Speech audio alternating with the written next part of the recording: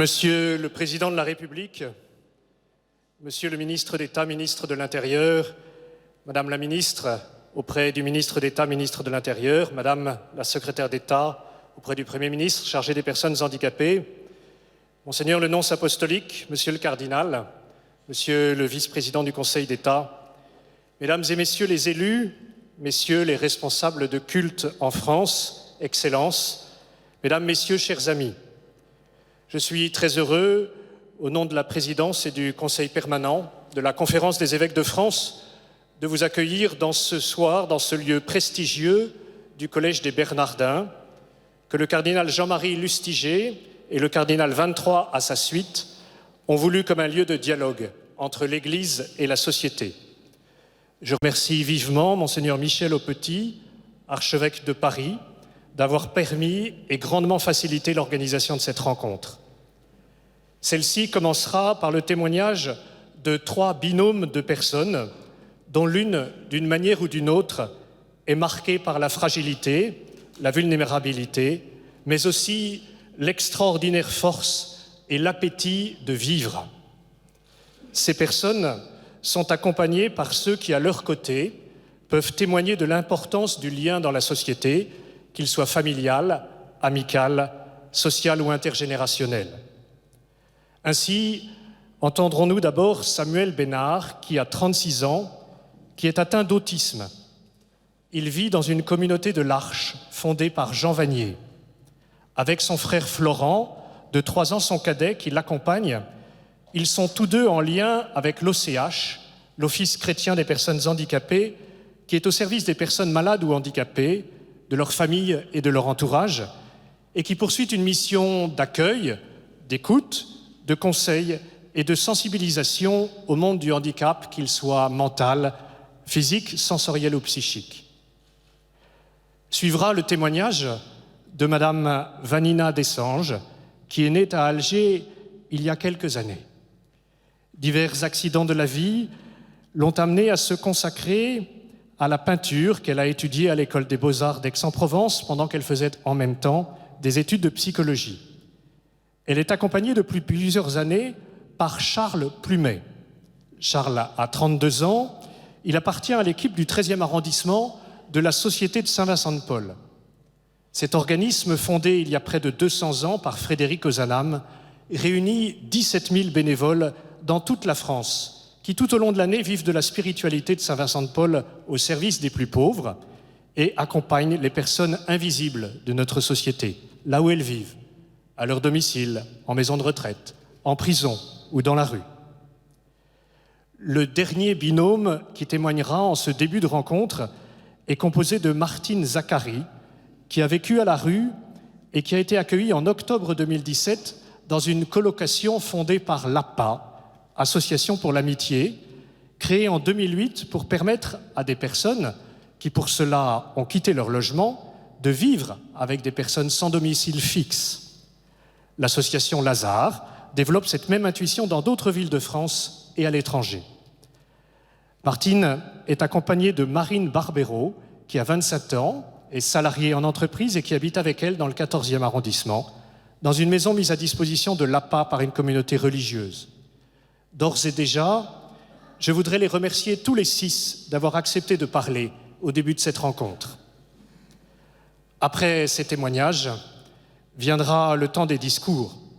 Nous écouterons d'abord Monseigneur Georges Pontier, archevêque de Marseille et président de la Conférence des évêques de France, puis Monsieur Emmanuel Macron, président de la République, prononcera un discours. À l'issue de cette prise de parole, vous êtes invités à vous retrouver dans la seconde partie de cette nef autour d'un cocktail que nous avons voulu simple et convivial. Je vous souhaite une très bonne soirée et je laisse immédiatement la parole à Samuel et Florent.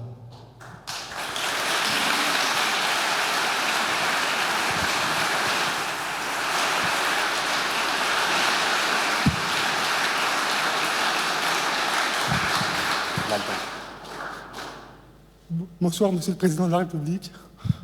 Bonsoir à tous. Je travaille en bibliothèque et je vis dans un foyer de l'Ars et je fais partie d'une communauté Foi et Lumière. Après, j'ai toujours été soutenu par ma famille À 7 ans, j'étais dans un EMP, puis dans un hôpital de jour. Après plus de 50 stages, j'ai enfin trouvé le travail que je voulais. J'ai dû me battre. J'accepte mon handicap, même si c'est tout pas facile, car les gens nous regardent de travers. J'aime vivre avec des personnes comme moi, et dans le même temps, je veux rencontrer des personnes qui ne sont pas handicapées. Ce n'est pas facile car les gens ont peur et sont indifférents. Si les gens étaient plus ouverts, on serait moins seul et tout le monde y gagnerait. Le plan autisme va sûrement nous aider.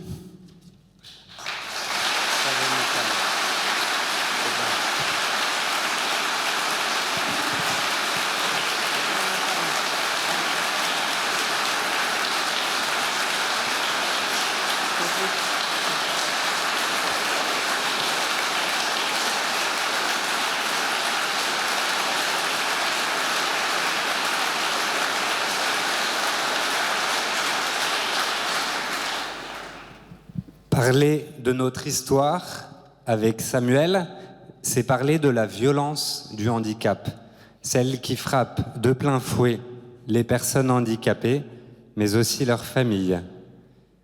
C'est l'histoire de notre grand-mère, à qui l'on a conseillé d'avorter, car elle avait la rubéole, mais qui a choisi de garder son enfant. Elle a mis au monde une petite fille, sourde, et aussi pleine de ressources et de volonté. Une petite fille qui deviendra notre mère. La violence du handicap, c'est aussi son histoire à elle. Après s'être battue pour surmonter sa surdité, elle t'a mis au monde, toi, Samuel, son premier enfant, avec tes difficultés. Une fois tes troubles autistiques diagnostiqués, un médecin lui a recommandé de te confier à un établissement, en affirmant sous tes yeux que tu ne ferais pas de progrès signifiant. La violence du handicap, ce sont les moqueries et les regards de travers que notre mère et toi continuez de subir. Ce sont la solitude et l'exclusion, les difficultés pour bénéficier d'une scolarité adaptée et tous les obstacles à franchir pour se faire une place dans la société. Ce sont également ces images d'un monde bien lisse, où la différence a trop rarement sa place, que ce soit dans les médias, sur la scène politique ou même dans nos églises. Face à ces violences, notre entourage a fait corps.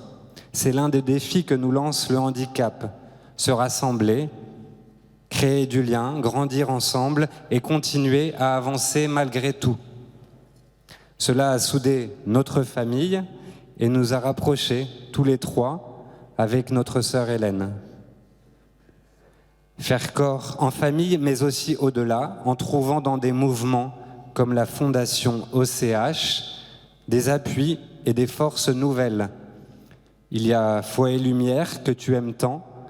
Vous vous réunissez pour vivre un moment de fraternité sous le regard de Dieu. Il y a aussi ces foyers de l'Arche, ces foyers de vie partagés où tu t'épanouis si bien aujourd'hui. L'enjeu n'est pas de faire pour les personnes handicapées, mais de vivre avec elles et d'agir ensemble. Samuel, tu es un bel exemple de courage et de persévérance. À tes côtés, j'ai vu briller des trésors d'humanité et un appétit de vivre sans cesse renouvelé. Merci de m'avoir aidé à devenir l'homme que je suis. Tu es ma fierté, ma joie, mon rocher. Ce sentiment, je sais que beaucoup d'autres l'ont ressenti pour un frère ou une sœur handicapée. Le pape François ne cesse de nous inviter à replacer les plus pauvres au cœur de nos vies. Les résistances sont encore très fortes, mais il est temps pour notre pays d'encourager les initiatives et de donner aux personnes handicapées leur juste place, car leur pleine participation à la vie de notre société est une vraie richesse dont nous aurions tort de nous priver. Merci à tous.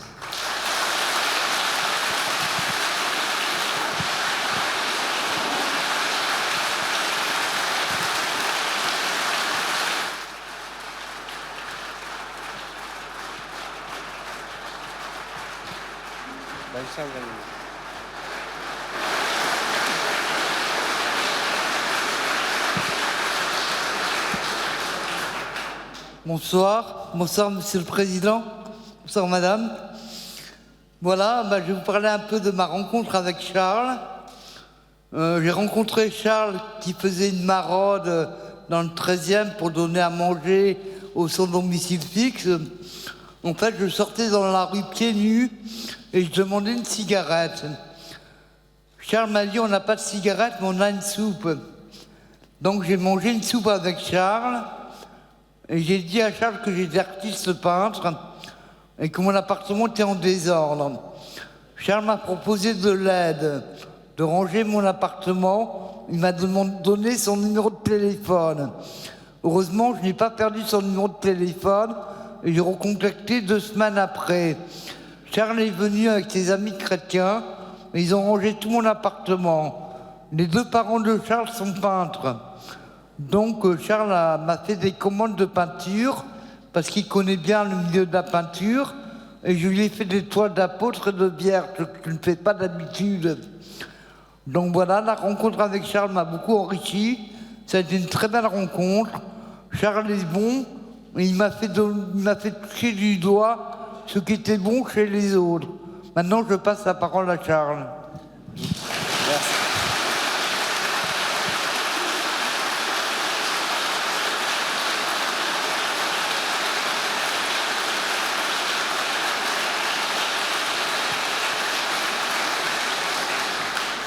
Merci Vanina. Avant toute chose, je voudrais vous dire que je suis très heureux. C'est quelque chose de pas évident à dire, mais en rencontrant Vanina, ma vie a véritablement changé, que ce soit ma vie personnelle ou professionnelle. Je suis photographe et vidéaste, et en tant que bénévole, poussé peut-être par la force d'une association Saint-Vincent-de-Paul, car il est bon d'avoir un cadre et un envoi, j'ai su régulièrement aller voir Vanina, la chercher, la rencontrer, la découvrir malgré les quelques difficultés qui ne sont pas évidentes. Découvrir l'autre, c'est dépasser ses difficultés. Il y a la première vision et la deuxième vision qui est celle du cœur de Vanina et qui m'a bouleversé. J'ai trouvé une personne fidèle, honnête, généreuse, bonne, si sensible, à tel point que dans ma vie, c'est une personne qui a véritablement compté pour toutes les décisions que j'ai pu prendre. Je vais vous faire rire, je vais me marier dans 15 jours et elle m'a beaucoup aidé pour y voir clair. Je sais.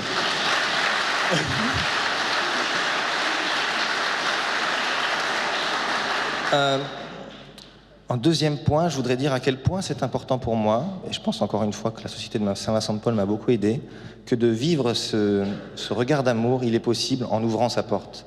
La rue n'est pas qu'un vecteur professionnel qui nous permet d'aller de là à là, il est aussi un vecteur d'un regard d'amour entre nous. Et c'est ça qui compte le plus maintenant, c'est que les deux s'entremêlent dans ma vie, à la fois ce regard d'amour et à la fois ce regard de construction qu'on peut avoir tous ensemble. Et quand je vais voir Vanina, je n'oublie pas cela.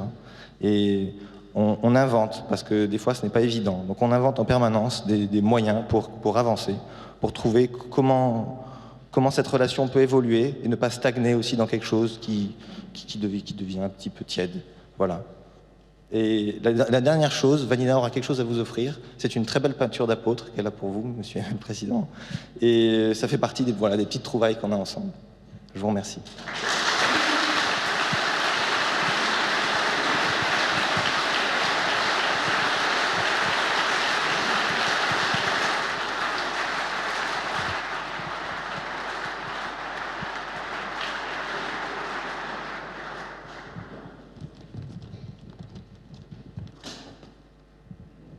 Bonsoir, je m'appelle Martine et j'ai vécu dans la rue à la suite de la perte de mon logement.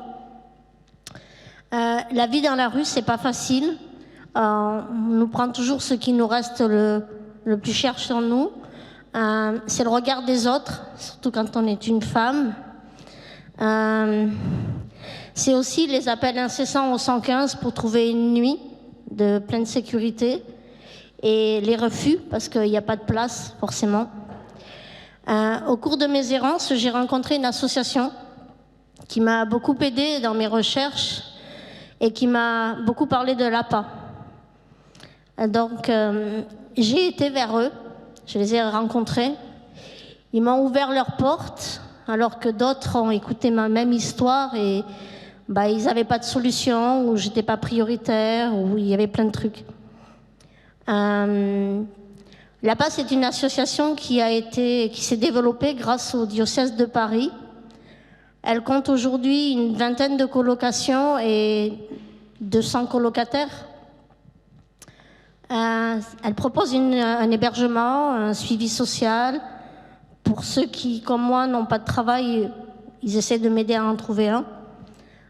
C'est aussi une association qui est ancrée sur la valeur de l'amitié, parce que les liens amicaux entre colocataires, c'est très important pour aider les personnes à se relever, à retrouver une dimension en tant que personne et retrouver sa propre dignité. Moi, je vis dans une colocation de 8 femmes.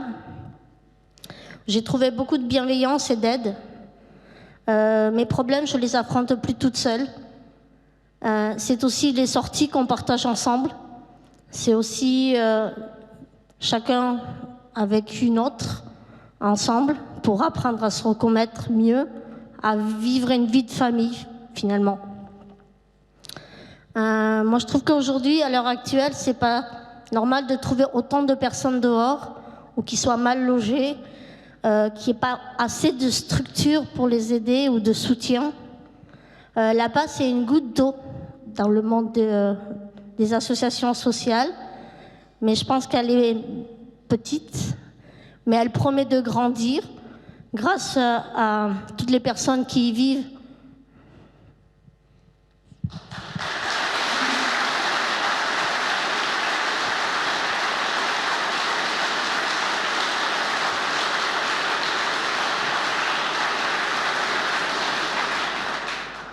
Merci Martine. Tu as déjà dit beaucoup de choses. Pour ma part, j'ai la chance d'habiter depuis 1 an et demi dans la même colocation que Martine, dans le 14e arrondissement. Alors bien sûr, on n'est pas toutes venues pour la même chose à l'APA initialement. Martine, tu as parlé de ton parcours. Pour ma part, j'ai pas connu les mêmes difficultés que Martine.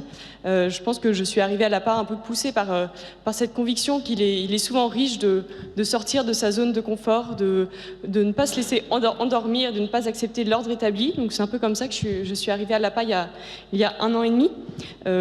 En revanche, ce qu'on a toutes choisi, c'est vraiment de vivre cette vie de colocation, c'est vraiment de s'engager dans cette vie de colocation en y collaborant de la même manière. Quels que soient les colocataires que nous sommes, nous avons un partage des tâches ménagères très équilibré entre les différentes colocataires, un partage effectivement dans l'accueil mutuel des différents colocs, et ça c'est très important. Et finalement c'est certes un challenge vraiment au quotidien, mais c'est aussi une grande joie, une grande espérance de constater qu'effectivement on y arrive au quotidien, on arrive à vivre ensemble les unes avec les autres, c'est-à-dire partager des repas, mais aussi partager les souffrances, les joies de chacune, se remonter le moral jour après jour, vraiment réussir à s'organiser finalement collectivement, certes à petite échelle, mais déjà à 8 femmes avec 5 nationalités différentes, 2 religions, des âges variés, des caractères encore plus variés. Donc voilà, on s'ennuie pas. Et je pense que moi, ce qui me touche vraiment le plus à l'APA, c'est vraiment d'être témoin et de vivre aussi ces liens d'amitié ou de fraternité gratuits qui sont très riches entre les colocataires et qui évoluent chaque jour et qui me paraissent vraiment fondamentaux pour l'équilibre de toute personne humaine, quelle que soient les difficultés qu'elle ait pu traverser. L'intuition de l'APA et donc de sa sœur, l'association Lazare, qui fait la même chose en province et à l'étranger, c'est vraiment de réinventer le vivre ensemble, même lorsque cela paraît extrêmement compliqué à la base, de proposer une aventure collective à des personnes sans se satisfaire des fossés abyssaux qui ne cessent de se creuser entre les différentes personnes, et en particulier entre les personnes les plus aisées et celles les plus démunies. Et c'est aussi une manière de s'engager finalement collectivement dans un défi sociétal crucial de nos jours, qui consiste à lutter contre toute forme d'exclusion, qu'elle soit certes matérielle, mais aussi et surtout affective, en étant convaincu que le progrès de notre société française réside de manière évidente dans la manière dont on fera vivre cette valeur républicaine de fraternité entre nous, c'est-à-dire la manière dont on arrivera à vivre les uns avec les autres collectivement, et surtout à la manière dont on arrivera à prendre soin des plus démunis. Merci.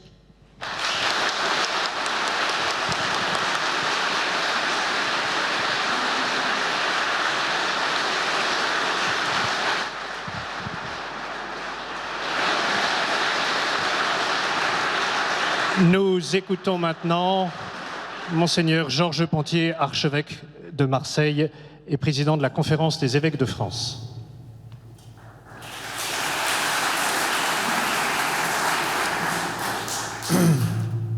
Monsieur le Président de la République, Monsieur le ministre d'État, ministre de l'Intérieur, Madame la ministre auprès du ministre d'État, ministre de l'Intérieur, Madame la secrétaire d'État auprès du Premier ministre chargé des personnes handicapées, Monseigneur le nonce apostolique, Monsieur le cardinal, Monsieur le vice-président du Conseil d'État, Mesdames et Messieurs les élus, chers amis responsables de culte en France, chers confrères évêques, Mesdames, Messieurs, chers amis, vous avez répondu positivement à notre invitation et je vous en exprime la reconnaissance des évêques de France, tout particulièrement à vous, Monsieur le Président de la République. Votre présence nous honore et manifeste les relations anciennes et renouvelées entre l'État et l'Église catholique. Cette rencontre est inédite et n'a pas nécessairement vocation à être renouvelée annuellement. Nous l'avons proposée dans la période où les catholiques et les chrétiens fêtent la Pâque, la résurrection de Jésus, le Christ, la fête la plus importante de l'année, celle qui ouvre un horizon de vie au-delà de la mort à cause de la volonté du Dieu créateur qui aime toutes ses créatures. Nous puisons là une espérance éclairante qui nous amène à une absolue certitude en la dignité de tout être humain, créé à l'image de Dieu. À vrai dire, nous avons tous ici une ambition commune ou une responsabilité partagée, celle de contribuer, chacun selon son statut, à la qualité de la vie commune dans ce pays qui est le nôtre et que nous aimons, la France. Notre pays a apporté sa contribution à l'avancée des idées et à l'avènement de sociétés plurielles. Sa devise « Liberté, égalité, fraternité » résonne comme une dynamique sage et porteuse de bonheur, mais aussi comme une tâche toujours à reprendre ou à consolider, tellement la recherche de l'intérêt personnel peut entraver celle du bien commun. Nous avons voulu que parmi nos invités soient présents certains de nos amis avec lesquels nous cheminons et qui sont marqués par des histoires difficiles ou douloureuses. Plusieurs viennent de s'exprimer brièvement mais fortement. Certains pourraient dire que leur histoire est simplement marquée par la vulnérabilité et la faiblesse. D'autres pourraient ajouter que leur vie n'apporte rien, ou encore qu'elle n'est que souffrance pour eux-mêmes et leurs proches. Il nous apparaît que regarder en face la fragilité des existences humaines, c'est reconnaître qu'elle n'est pas sans fruit et que même peut-être elle est à l'origine d'un approfondissement humain, d'un dépassement de soi qui ouvre à du meilleur. La grandeur d'une société se mesure à sa capacité à entourer les plus fragiles de ses membres, et c'est à cela qu'on peut la qualifier de plus ou moins humaine. Aujourd'hui, la tentation est grande de se servir des progrès scientifiques pour s'assurer une maîtrise de l'humain qui éliminerait tout ce qui peut être porteur de fragilité ou d'éventuelles maladies. Le grand débat autour de la révision des lois de bioéthique permet une réflexion commune sur quel monde voulons-nous pour demain. C'est heureux, et on ne peut que vous remercier, Monsieur le Président de la République, de l'avoir favorisé. Dans l'encyclique « L'amour dans la vérité » publiée en 2009, le pape Benoît XVI offrait au numéro 74 un diagnostic tout à fait éclairant que je me permets de vous proposer. Je cite: « Un domaine primordial et crucial de l'affrontement culturel entre la technique considérée comme un absolu et la responsabilité morale de l'homme est aujourd'hui celui de la bioéthique, où se joue de manière radicale la possibilité même d'un développement humain intégral. Il s'agit d'un domaine particulièrement délicat et décisif où émerge avec une force dramatique la question fondamentale de savoir si l'homme s'est produit lui-même ou s'il dépend de Dieu. Les découvertes scientifiques en ce domaine et les possibilités d'intervention technique semblent tellement avancées qu'elles imposent de choisir entre deux types de rationalité, celle de la raison ouverte à la transcendance et celle de la raison close dans l'immanence technologique. On se trouve devant un ou bien décisif. Pourtant, la rationalité de l'agir technique centré sur lui-même s'avère irrationnelle parce qu'elle comporte un refus décisif du sens et de la valeur. Ce n'est pas un hasard si la fermeture à la transcendance se heurte à la difficulté de comprendre comment du néant a pu jaillir l'être et comment du hasard est née l'intelligence. Face à ces problèmes dramatiques, la raison et la foi cèdent réciproquement. Ce n'est qu'ensemble qu'elles sauveront l'homme.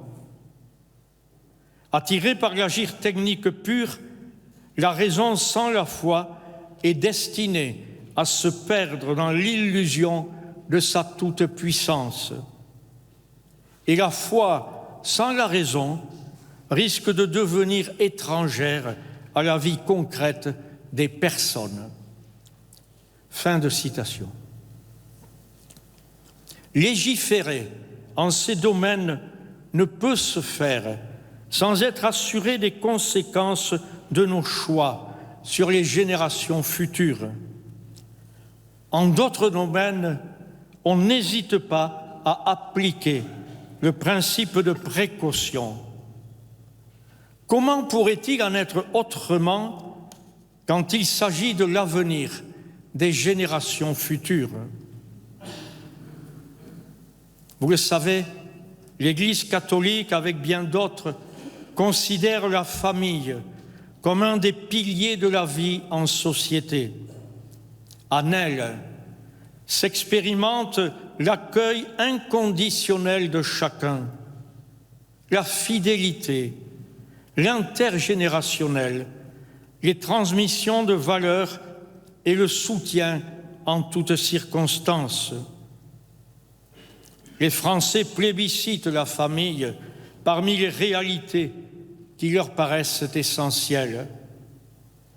Leur désir est de former une famille unie, porteuse d'amour et d'affection. Faut-il aujourd'hui permettre que la loi prive des enfants de père? Cette reconnaissance produirait une inégalité entre les enfants, ouvrirait un grand risque de marchandisation du corps et remettrait en cause le critère thérapeutique actuel, garant que ne se forme pas un grand marché de la procréation. Accueillir une situation quand elle existe n'est pas l'organiser. C'est pourquoi nous soutenons activement les politiques en faveur de la famille. Elles sont un investissement sûr pour le bien de tous et celui de notre pays. Nous avons déjà des lois récentes sur d'autres sujets essentiels pour la société qui n'ont pas eu le temps de porter leurs fruits. Et voilà que certains souhaiteraient qu'on légifère encore. Est-ce bien raisonnable? Nous nous sommes exprimés déjà sur tous ces sujets et le ferons encore, conscients de notre responsabilité dans la vigilance pour la sauvegarde des droits de l'enfant, pour la défense des plus faibles, de l'embryon au nouveau-né, de la personne ayant un handicap au paralysé, du vieillard à celui qui est dépendant en toutes choses. On ne peut laisser personne seul. Ce sont nos relations, nos affections qui nous permettent de vivre.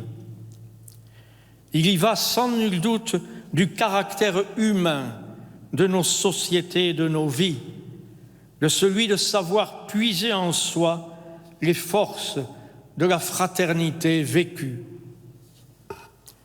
Nous ne pouvons pas nous satisfaire de la solitude ou de l'abandon de celui qui verrait comme une issue enviable celle de se donner la mort. La société se doit d'offrir des perspectives de vie, d'amitié, de tendresse, de compassion, de solidarité. Les pensées de mort peuvent-elles subsister lorsque s'exprime l'affection des proches, les soins assidus et l'accompagnement qui lutte contre toute douleur?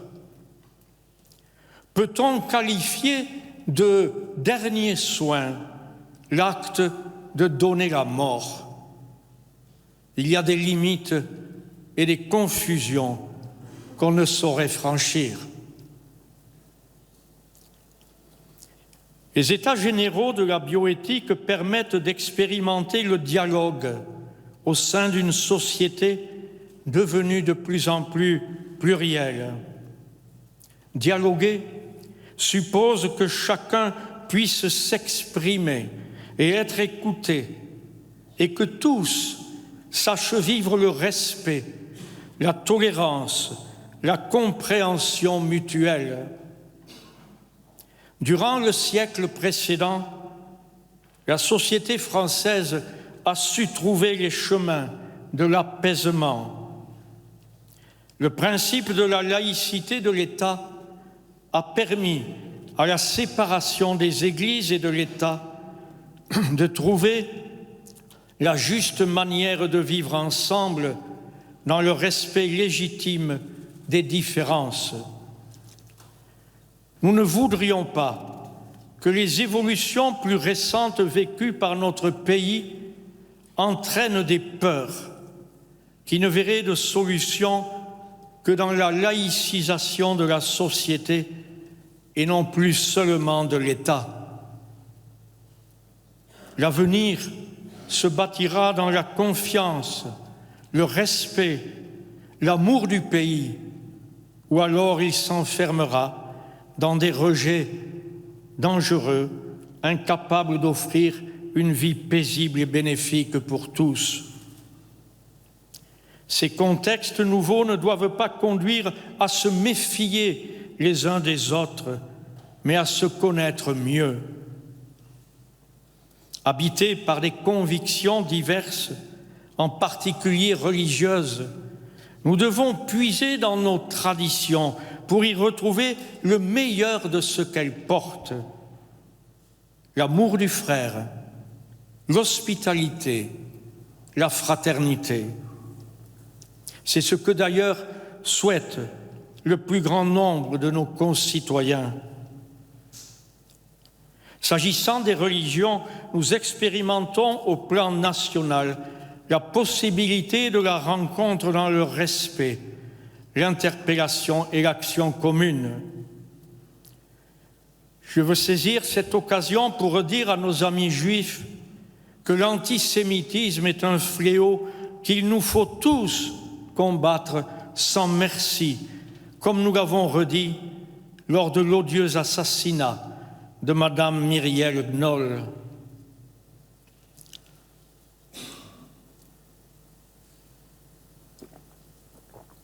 Récemment, les évêques de la province ecclésiastique de Marseille ont invité des élus de leur diocèse à un séjour à Rome pour mieux connaître la manière de travailler du siège apostolique et pour rencontrer le pape François. Il s'agissait d'un voyage d'études en quelque sorte. 310 élus appartenant à des formations diverses et animés par des convictions religieuses différentes ont vécu ce temps avec bonheur, intérêt et satisfaction. Nous n'avons pas oublié la visite à l'ambassadeur de notre pays auprès du Saint-Siège, qui a pu nous livrer la manière dont le dialogue se passe entre celui-ci et notre pays.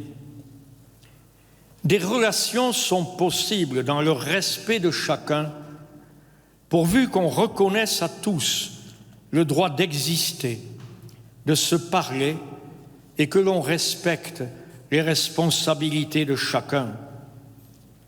C'est ensemble que se construit une nation, qu'elle vit, s'enrichit, dépasse les clichés et les peurs entretenues.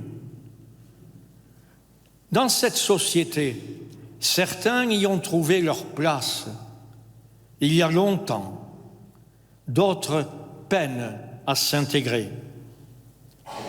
La présence de croyants musulmans dans notre pays n'est pas nouvelle, mais l'islam est aujourd'hui l'objet de beaucoup de questions et, permettez-moi de le dire, de soupçons permanents.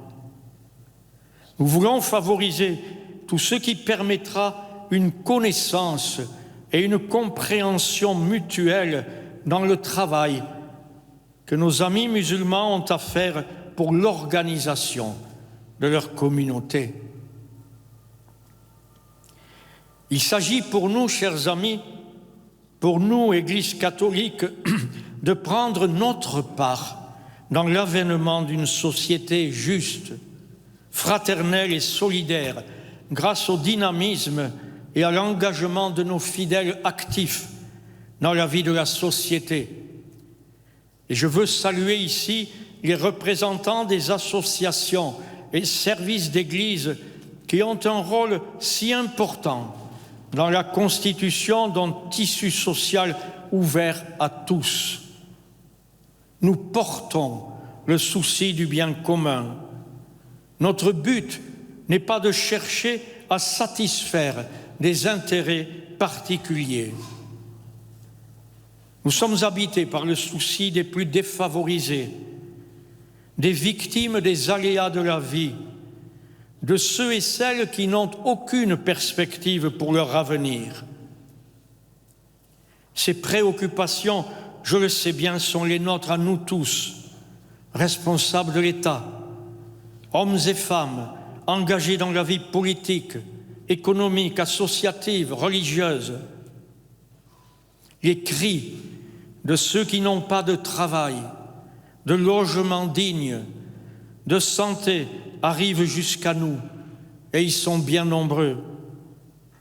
Les errements d'une jeunesse sans repère et sans projet en entraînent certains dans le choix de la violence, d'autres dans des trafics illusoires et sans avenir, ou encore dans le commerce ou la consommation de drogues diverses qui finissent par les détruire.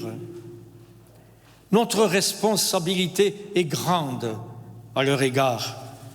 Il s'agit d'une cause nationale qui nécessite l'engagement de tous. Il faut oser le reconnaître, le mot « égalité » de notre devise républicaine est loin d'avoir donné toute sa mesure. Les inégalités d'éducation, d'instruction, de revenus, d'accès au travail ou aux services publics se creusent au lieu de se rapprocher. Le sens du bien commun est loin d'être partagé.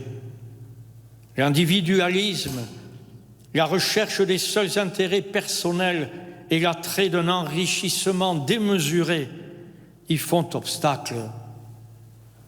C'est à partir des besoins des plus pauvres que pourra se bâtir une nation fraternelle, juste et solidaire. Notre pays en a les ressources si nous nous laissons toucher par les conditions de vie d'un grand nombre et que nous ayons l'ambition d'y parvenir. Le pape François, dans son encyclique Laudato Si, publiée quelques semaines avant la tenue à Paris de la COP21, a apporté sa contribution à la réflexion en cours. Il a développé, vous vous souvenez, le concept de maison commune, explicitant que tout est lié et que nous sommes tous liés les uns aux autres. Il invitait à revisiter le concept de progrès et le rapport entre le politique et l'économique. Ainsi pouvait-il écrire au numéro 194 « Il ne suffit pas de concilier en un juste milieu la protection de la nature et le profit financier, ou la préservation de l'environnement et le progrès. Un développement technologique et économique qui ne laisse pas un monde meilleur et une qualité de vie intégralement supérieure ne peut pas être considéré comme un progrès. D'autre part, la qualité réelle de vie des personnes diminue souvent à cause de la détérioration de l'environnement, de la mauvaise qualité des produits alimentaires eux-mêmes ou de l'épuisement de certaines ressources dans un contexte de croissance économique.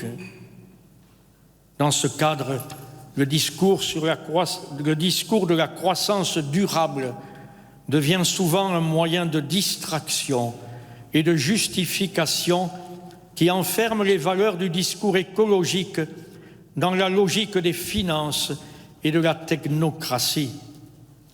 La responsabilité sociale et environnementale des entreprises se réduit à une série d'actions de marketing et d'image. Fin de citation. Le pape nous rappelle que si tout est lié, l'économie est au service de l'homme, parce que c'est l'homme qui est au centre de tout. Le nier, notamment dans l'entreprise, est toujours un risque.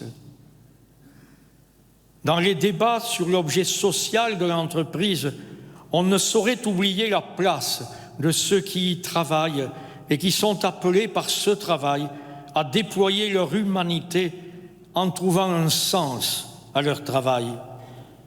La question du sens est au cœur de notre vie sociale. Avec d'autres, nous pensons qu'une partie de la réponse se trouve dans le don de soi, dans la gratuité d'une relation, dans un amour partagé, un accueil large. C'est cette dimension de l'accueil que nous avons à l'esprit lorsque nous évoquons la question des flux migratoires qui marquent et marqueront encore notre temps. Le pape François est intervenu à de nombreuses reprises sur ce sujet, invitant les pays riches à ne pas rester sourds aux appels des plus pauvres, demandant aux communautés d'être généreuses dans l'accueil. Nous mesurons combien ce discours est parfois difficile à entendre et combien peut être forte la tentation du repli. Ensemble, nous pourrons faire en sorte que l'accueil de celui qui frappe à notre porte fasse l'objet d'un consensus dans l'opinion publique et pas uniquement dans le monde associatif.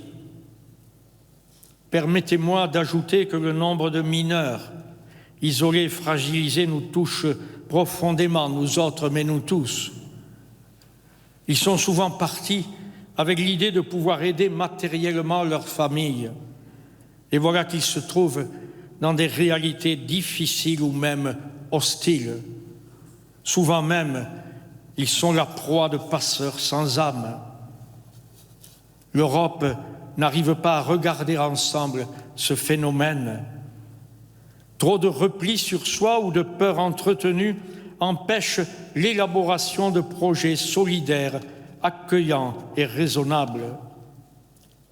Nous savons que cet objectif nécessite l'engagement de tous, pouvoirs publics, tissus institutionnels, associatifs et aussi individuels. Bien de générosité existe dans notre pays qui ne demande qu'à s'exercer. De nombreux jeunes adultes sont sensibles à ce drame et sont prêts à vivre des temps d'accueil, de solidarité et de fraternité. Des drames nombreux se vivent dans le monde. Ils ont été attisés par des déstabilisations violentes et diverses. Ils font beaucoup de victimes civiles et aucun consensus politique des grandes puissances ne permet de trouver les issues politiques seules porteuses d'avenir. Parmi ces conflits, vous le comprendrez, nous sommes très sensibles à ceux qui concernent des communautés chrétiennes au Moyen-Orient particulièrement. Nous savons qu'elles sont indispensables à la paix, à la rencontre et au respect de tous. Elles sont très anciennes sur ces territoires et sont contraintes trop souvent à l'exil. Notre pays a une tradition de soutien de ces populations. Il a un rôle majeur à tenir dans la recherche de la paix et de la justice. Nous vous remercions, Monsieur le Président de la République, pour tout ce que vous faites et tout ce que vous pourrez faire en ce sens.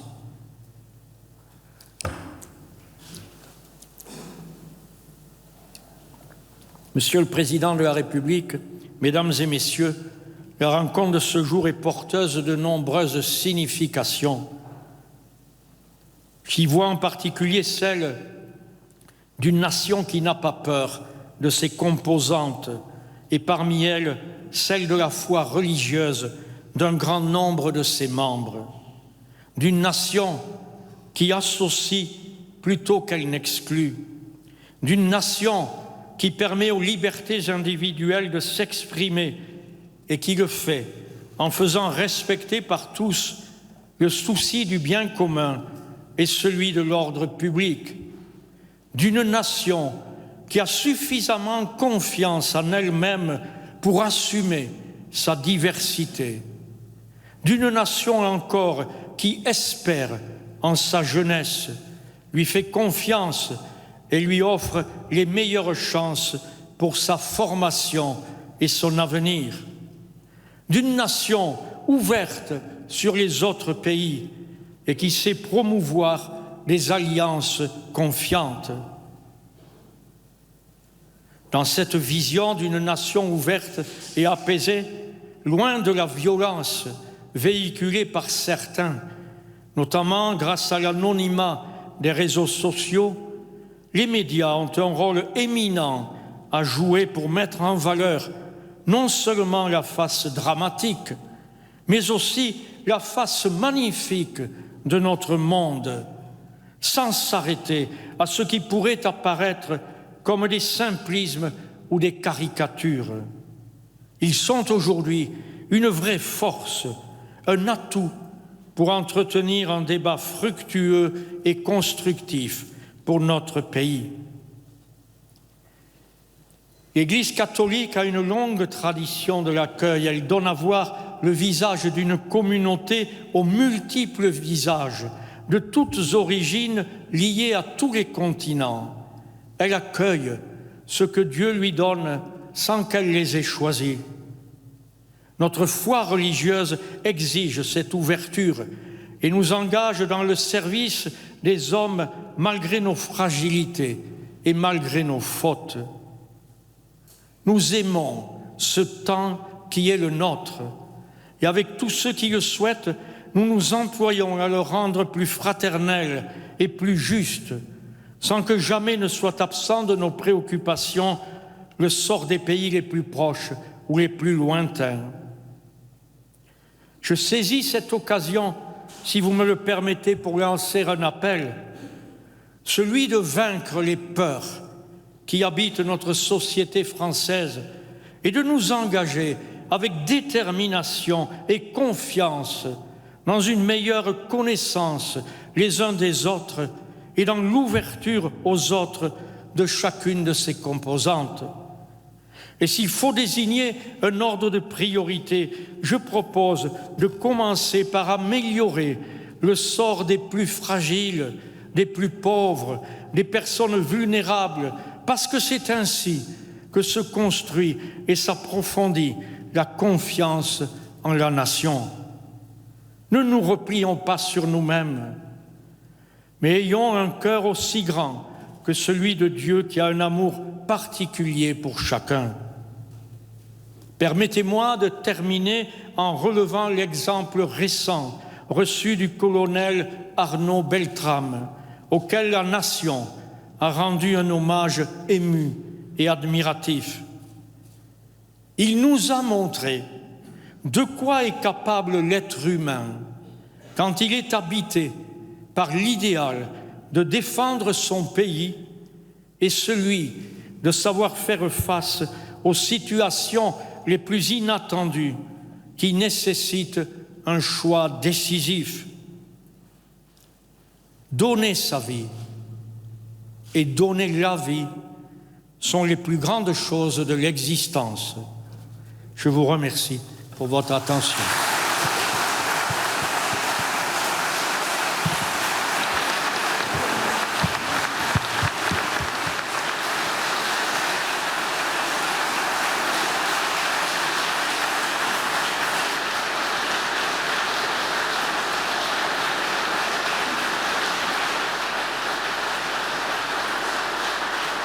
Nous écoutons maintenant Monsieur Emmanuel Macron, président de la République.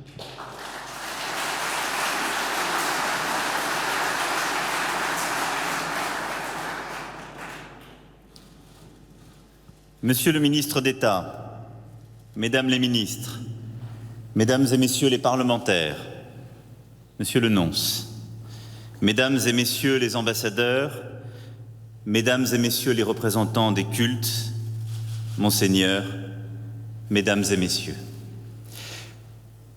je vous remercie vivement, Monseigneur, et je remercie la Conférence des évêques de France de cette invitation à m'exprimer ici ce soir, en ce lieu si particulier et si beau du Collège des Bernardins, dont je veux aussi remercier les responsables et les équipes.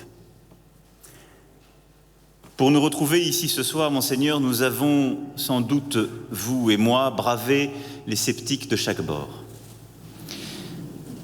Et si nous l'avons fait, c'est sans doute que nous partageons confusément le sentiment que le lien entre l'Église et l'État s'est abîmé et qu'il nous importe, à vous comme à moi, de le réparer.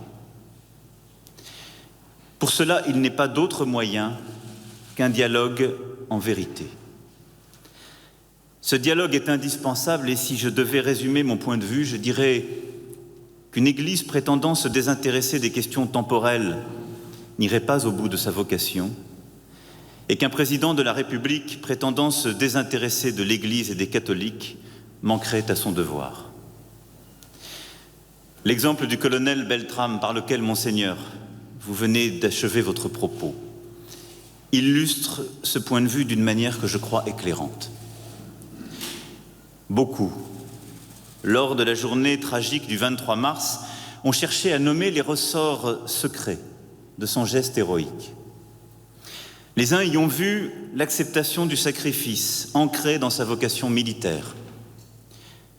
Les autres y ont vu la manifestation d'une fidélité républicaine nourrie par son parcours maçonnique. D'autres enfin, et notamment son épouse, ont interprété son acte comme la traduction de sa foi catholique ardente, prête à l'épreuve suprême de la mort. Ces dimensions, en réalité, sont tellement entrelacées qu'il est impossible de les démêler. Et c'est même inutile, car cette conduite héroïque, c'est la vérité d'un homme dans toute sa complexité qui s'est livré. Mais dans ce pays de France qui ne ménage pas sa méfiance à l'égard des religions, je n'ai pas entendu une seule voix se lever pour contester cette évidence, gravée au cœur de notre imaginaire collectif et qui est celle-ci. Lorsque vient l'heure de la plus grande intensité, lorsque l'épreuve commande de rassembler toutes les ressources qu'on a en soi au service de la France, la part du citoyen et la part du catholique brûlent chez le croyant véritable d'une même flamme.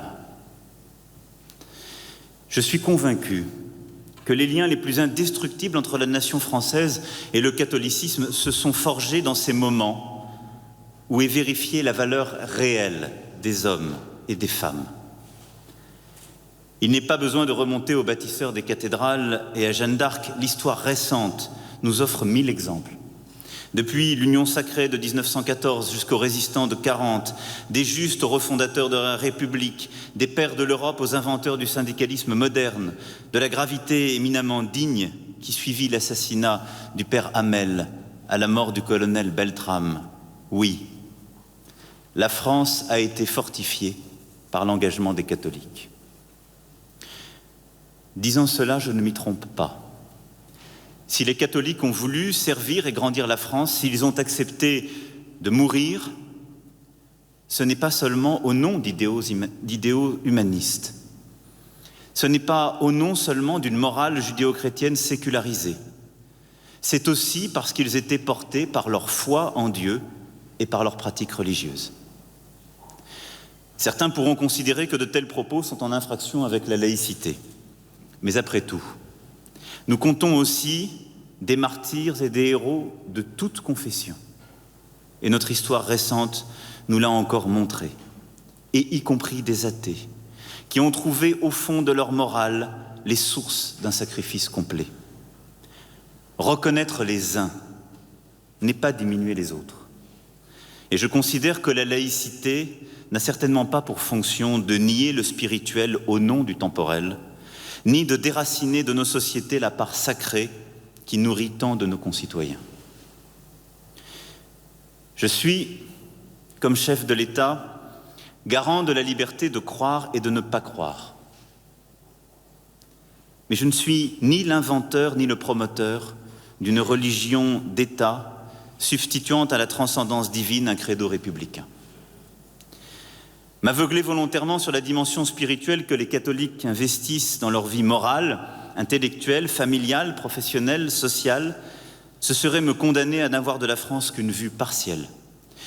Ce serait méconnaître le pays, son histoire, ses citoyens.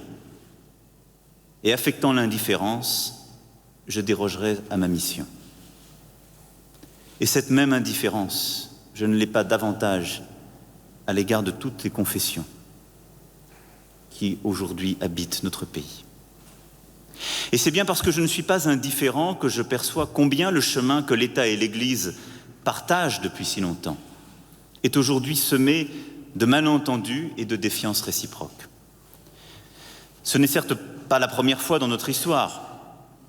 Il est de la nature de l'Église d'interroger constamment son rapport aux politiques, dans cette hésitation parfaitement décrite par Marroux dans sa théologie de l'histoire.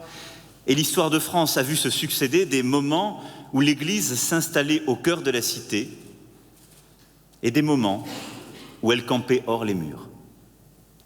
Mais aujourd'hui, dans ce moment de grande fragilité sociale, quand l'étoffe même de la nation menace de se déchirer, je considère de ma responsabilité de ne pas laisser s'éroder la confiance des catholiques à l'égard de la politique et des politiques. Je ne puis me résoudre à cette déprise et je ne saurais laisser s'aggraver cette déception. C'est d'autant plus vrai que la situation actuelle est moins le fruit d'une décision de l'Église que le résultat de plusieurs années pendant lesquelles les politiques ont profondément méconnu les catholiques de France. Ainsi, d'un côté, une partie de la classe politique a sans doute surjoué l'attachement aux catholiques pour des raisons qui n'étaient souvent que trop évidemment électoralistes. Ce faisant, on a réduit les catholiques à cet animal étrange qu'on appelle l'électorat catholique et qui est en réalité une sociologie. Et l'on a ainsi fait le lit d'une vision communautariste contredisant la diversité et la vitalité de l'Église de France, mais aussi l'aspiration du catholicisme à l'universel, comme son nom l'indique, au profit d'une réduction catégorielle assez médiocre. Et de l'autre côté, on a trouvé toutes les raisons de ne pas écouter les catholiques, les reléguant par méfiance acquise et par calcul au rang de minorités militantes contrariant l'unanimité républicaine. Pour des raisons à la fois biographiques, personnelles et intellectuelles, je me fais une plus haute idée des catholiques. Et il ne me semble ni sain ni bon que le politique se soit ingénié avec autant de détermination soit à les instrumentaliser, soit à les ignorer, alors que c'est d'un dialogue et d'une coopération d'une toute autre tenue, d'une contribution d'un tout autre poids à la compréhension de notre temps et à l'action dont nous avons besoin pour faire que les choses évoluent dans le bon sens. C'est ce que votre belle allocution a bien montré, Monseigneur. Les préoccupations que vous venez de soulever, et je tâcherai pour quelques-unes d'y répondre, ou d'y apporter un éclairage provisoire. Ces préoccupations ne sont pas les fantasmes de quelques-uns. Les questions qui sont les vôtres ne se bornent pas aux intérêts d'une communauté restreinte. Ce sont des questions pour nous tous, pour toute la nation, pour notre humanité tout entière. Ce questionnement intéresse toute la France, non parce qu'il est spécifiquement catholique, mais parce qu'il repose sur une idée de l'homme, de son destin, de sa vocation, qui sont au cœur de notre devenir immédiat. Parce qu'il entend offrir un sens et des repères à ceux qui trop souvent en manquent. C'est parce que j'entends faire droit à ces interrogations que je suis ici ce soir. Et pour vous demander solennellement de ne pas vous sentir aux marches de la République, mais de retrouver le goût et le sel du rôle que vous y avez toujours joué. Je sais que l'on a débattu comme du sexe des anges des racines chrétiennes de l'Europe et que cette dénomination a été écartée par les parlementaires européens. Mais après tout, l'évidence historique se passe parfois de symboles. Et surtout, ce ne sont pas les racines qui nous importent, car elles peuvent aussi bien être mortes. Ce qui importe, c'est la sève. Et je suis convaincu que la sève catholique doit contribuer encore et toujours à faire vivre notre nation. C'est pour tenter de cerner cela que je suis ici ce soir, pour vous dire que la République attend beaucoup de vous. Elle attend très précisément, si vous m'y autorisez, que vous lui fassiez 3 dons. Le don de votre sagesse, le don de votre engagement et le don de votre liberté. L'urgence de notre politique contemporaine, c'est de retrouver son enracinement dans la question de l'homme, ou pour parler avec Mounier, de la personne. Nous ne pouvons plus, dans le monde tel qu'il va, nous satisfaire d'un progrès économique ou scientifique qui ne s'interroge pas sur son impact sur l'humanité et sur le monde. C'est ce que j'ai essayé d'exprimer à la tribune des Nations Unies, à New York, mais aussi à Davos ou encore au Collège de France il y a quelques jours, lorsque j'y ai parlé d'intelligence artificielle. Nous avons besoin de donner un cap à notre action. Et ce cap, c'est l'homme. Or, il n'est pas possible d'avancer sur cette voie sans croiser le chemin du catholicisme, qui depuis des siècles creuse patiemment ce questionnement. Il le creuse dans son questionnement propre, dans un dialogue avec les autres religions. Questionnement qui lui donne la forme d'une architecture, d'une peinture, d'une philosophie, d'une littérature, qui toutes tentent de 1000 manières d'exprimer la nature humaine et le sens de la vie. Vénérable parce qu'elle a bien connu l'homme, dit Pascal de la religion chrétienne. Et certes, d'autres religions, d'autres philosophies ont creusé le mystère de l'homme, mais la sécularisation ne saurait éliminer la longue tradition chrétienne. Au cœur de cette interrogation sur le sens de la vie, sur la place que nous réservons à la personne, sur la façon dont nous lui conférons sa dignité, vous avez, Monseigneur, placé 2 sujets de notre temps. La bioéthique et le sujet des migrants. Vous avez ainsi établi un lien intime entre des sujets que la politique et la morale ordinaire auraient volontiers traités à part. Vous considérez que notre devoir est de protéger la vie, en particulier lorsque cette vie est sans défense.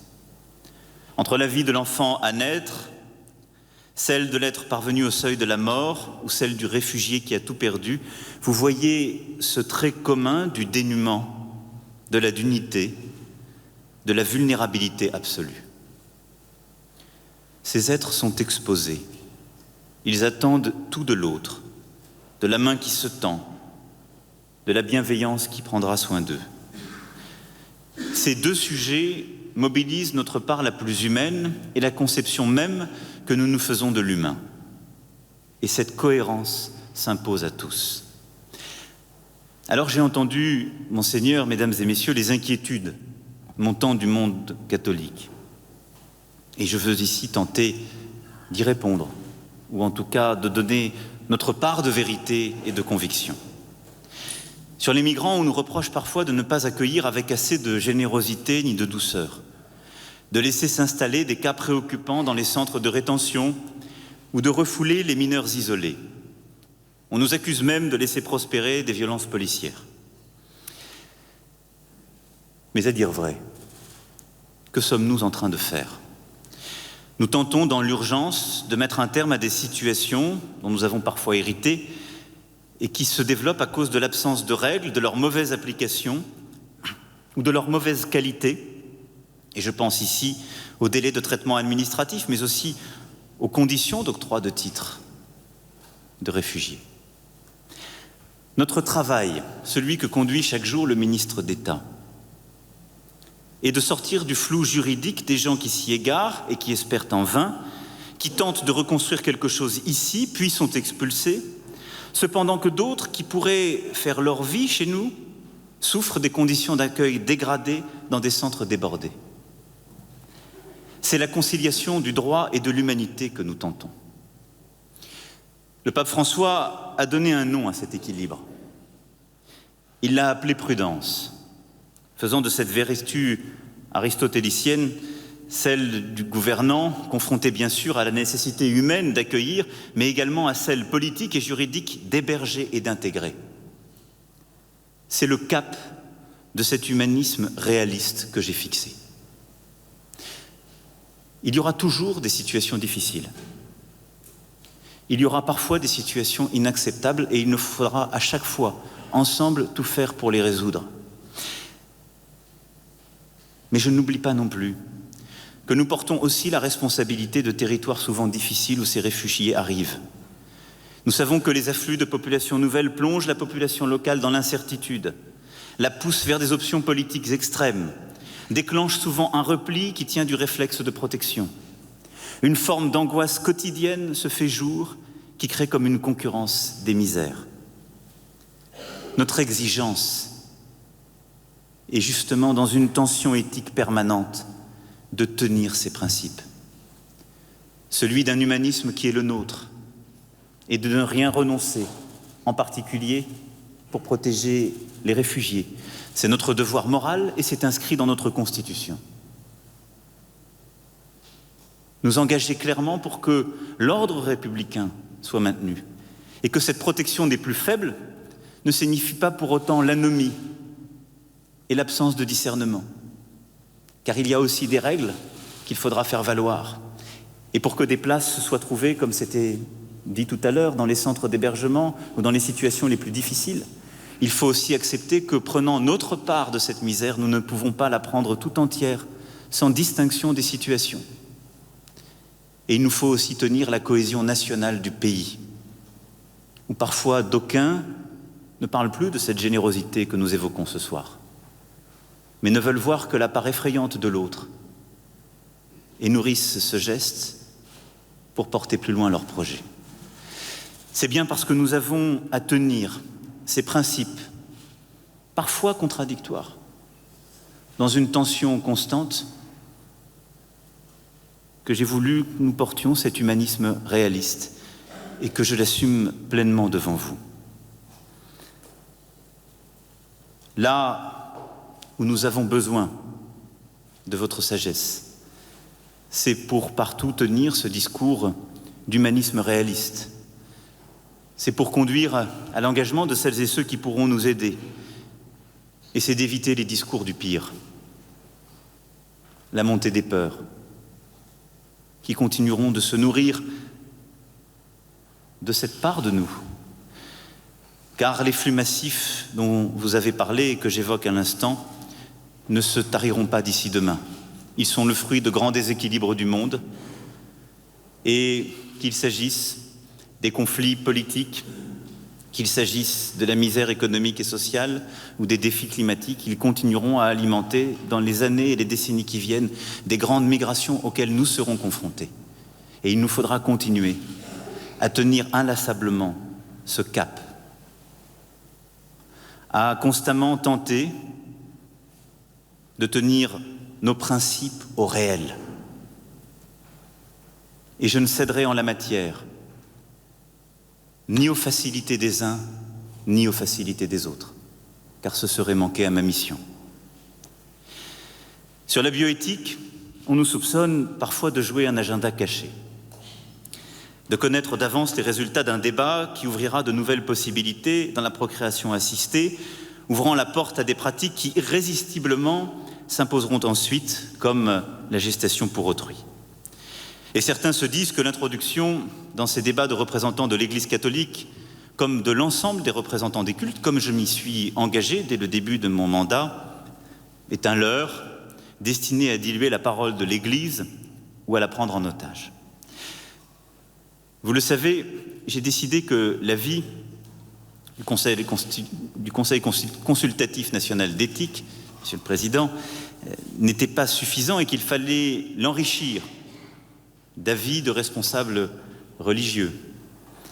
Et j'ai souhaité aussi que ce travail sur les lois bioéthiques, que notre droit nous impose de revoir, puisse être nourri d'un débat organisé par le CCNE, mais où toutes les familles philosophiques, religieuses, politiques, où notre société aura à s'exprimer de manière pleine et entière. C'est parce que je suis convaincu que nous ne sommes pas là face à un problème simple qui pourrait se trancher par une loi seule. Mais nous sommes parfois face à des débats moraux, éthiques, profonds, qui touchent au plus intime de chacun d'entre nous. J'entends l'Église lorsqu'elle se montre rigoureuse sur les fondations humaines de toute évolution technique. J'entends votre voix lorsqu'elle nous invite à ne rien réduire à cet agir technique dont vous avez parfaitement montré les limites. J'entends la place essentielle que vous donnez dans notre société à la famille, aux familles, oserais-je dire. J'entends aussi ce souci de savoir conjuguer la filiation avec les projets que des parents peuvent avoir pour leurs enfants.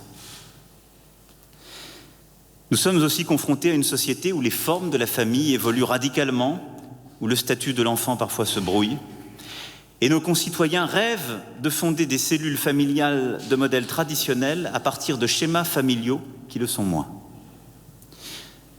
J'entends les recommandations que formulent les instances catholiques, les associations catholiques, mais là encore, certains principes énoncés par l'Église sont confrontés à des réalités contradictoires et complexes qui traversent les catholiques eux-mêmes. Tous les jours,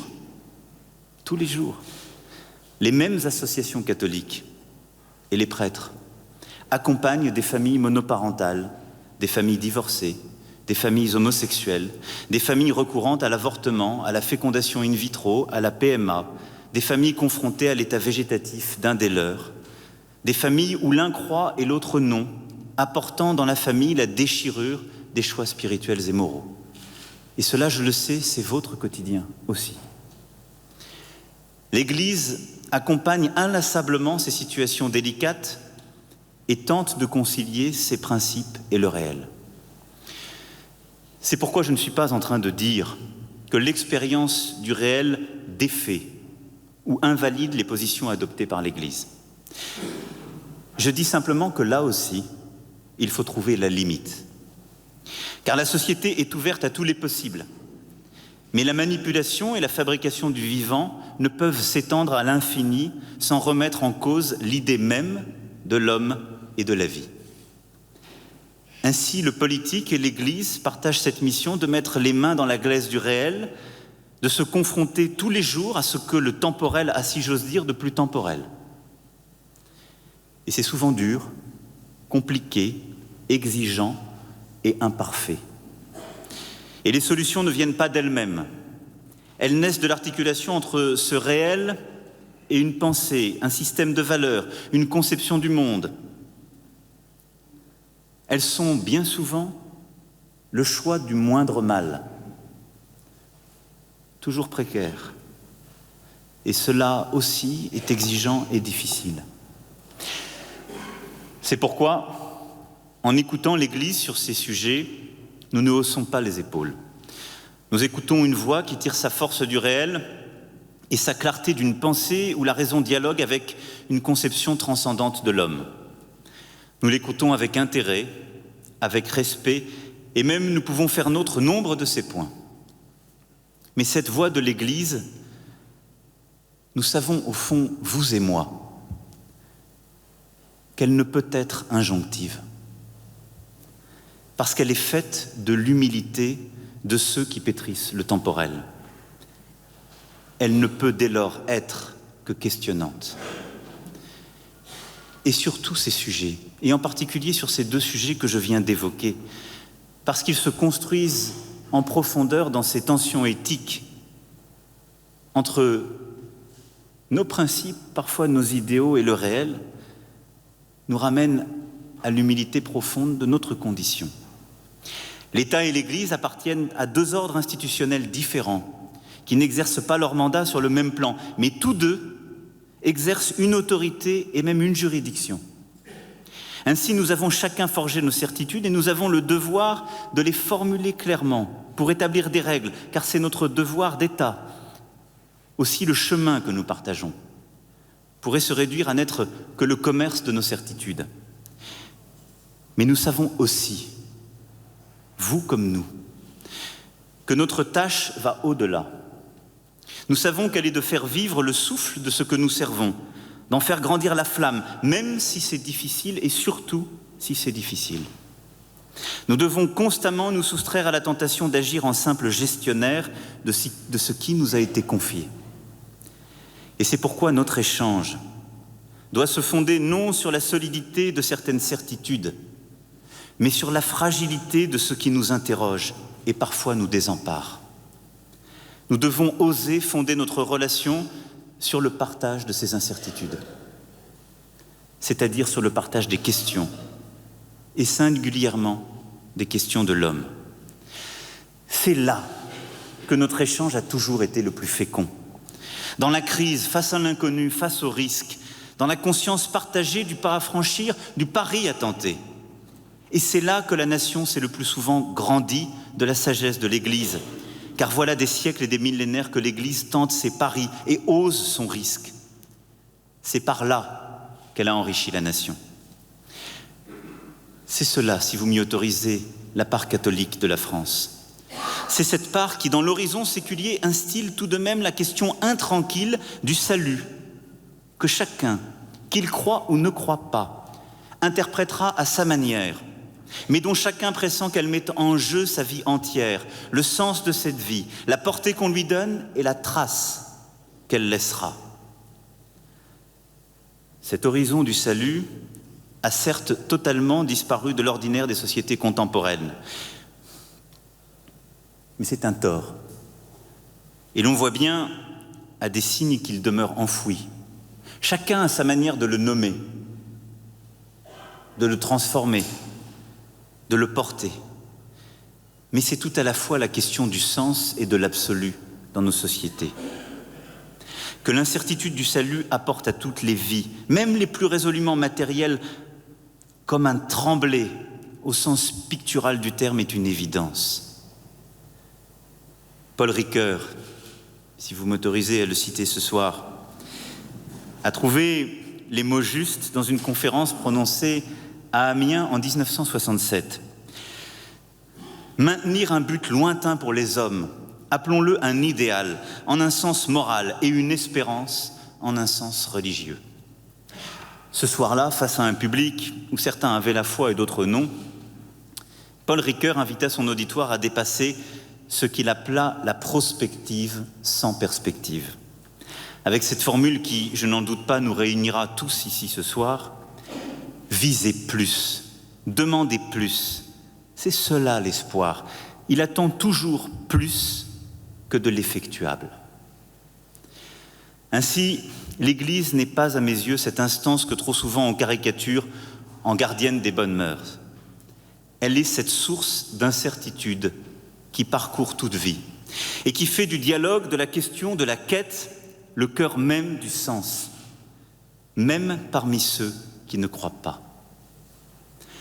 C'est pour cela que le premier don que je vous demande est celui de l'humilité du questionnement, le don de cette sagesse qui trouve son enracinement de la question de l'homme et donc dans les questions que l'homme se pose.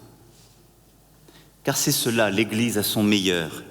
C'est celle qui dit « frappez et l'on vous ouvrira », qui se pose en recours et en voie amie dans un monde où le doute, l'incertain, le changeant sont de règles, où le sens toujours échappe et toujours se reconquiert. C'est une Église dont je n'attends pas des leçons, mais plutôt cette sagesse d'humilité face en particulier à ces deux sujets que vous avez souhaité évoquer et que je viens d'esquisser en réponse. Parce que nous ne pouvons avoir qu'un horizon commun. Et en cherchant chaque jour à faire du mieux, à accepter au fond la part d'intranquillité irréductible qui va avec notre action. Questionner, ce n'est pas pour autant refuser d'agir. C'est au contraire tenter de rendre l'action conforme à des principes qui la précèdent et la fondent. Et c'est cette cohérence entre pensée et action qui fait la force de cet engagement que la France attend de vous. Ce deuxième don dont je souhaitais vous parler. Ce qui grève notre pays, j'ai déjà eu l'occasion de le dire, ce n'est pas seulement la crise économique, c'est le relativisme. C'est même le nihilisme. C'est tout ce qui laisse à penser que cela n'en vaut pas la peine. Pas la peine d'apprendre, pas la peine de travailler, et surtout pas la peine de tendre la main et de s'engager au service de plus grand que soi. Le système progressivement a enfermé nos concitoyens dans l'à-quoi bon, en ne rémunérant plus vraiment le travail, ou plus tout à fait, en décourageant l'initiative, en protégeant mal les plus fragiles, en assignant à résidence les plus défavorisés, et en considérant que l'ère postmoderne dans laquelle nous étions collectivement arrivés était l'ère du grand doute qui permettait de renoncer à tout absolu. C'est dans ce contexte de décrue des solidarités et de l'espoir que les catholiques se sont massivement tournés vers l'action associative, vers l'engagement. Vous êtes aujourd'hui une composante majeure de cette partie de la nation qui a décidé de s'occuper de l'autre partie. Nous en avons vu des témoignages très émouvants tout à l'heure. Celle des malades, des isolés, des déclassés, des vulnérables, des abandonnés, des handicapés, des prisonniers, quelle que soit leur appartenance ethnique ou religieuse. Bataille appelait ça la part maudite, dans un terme qui a parfois été dénaturé, mais qui est la part essentielle d'une société. Parce que c'est à cela qu'une société, qu'une famille, qu'une rue se juge. À sa capacité à reconnaître celle de celui qui a eu un parcours différent, un destin différent, et à s'engager pour lui. Les Français ne mesurent pas toujours cette mutation de l'engagement catholique. Vous êtes passé des activités de travailleurs sociaux à celles de militants associatifs se tenant auprès de la part fragile de notre pays. Que les associations où les catholiques s'engagent soient explicitement catholiques ou pas, comme les Restos du Cœur. Je crains que les politiques ne se soient trop longtemps conduits comme si cet engagement était un acquis, comme si c'était normal, comme si le pansement ainsi posé par les catholiques et par tant d'autres sur la souffrance sociale dédouanait d'une certaine impuissance publique. Je voudrais saluer avec infiniment de respect toutes celles et tous ceux qui ont fait ce choix sans compter leur temps ni leur énergie. Et permettez-moi aussi de saluer tous ces prêtres et ces religieux qui de cet engagement ont fait leur vie et qui chaque jour dans les paroisses françaises accueillent, échangent, œuvrent au plus près des détresses ou des malheurs, ou partagent la joie des familles lors des événements heureux. Parmi eux se trouvent aussi les aumôniers aux armées ou dans nos prisons. Et je salue ici leurs représentants. Eux aussi sont désengagés. Et permettez-moi d'associer, ce faisant, également tous les engagés des autres religions dont les représentants sont ici présents et qui partagent cette communauté d'engagement avec vous. Cet engagement est vital pour la France. Et par-delà les appels, les injonctions, les interpellations que vous nous adressez pour nous dire de faire plus, de faire mieux, je sais, nous savons tous, que le travail que vous accomplissez n'est pas un pis-aller, mais une part du ciment même de notre cohésion nationale.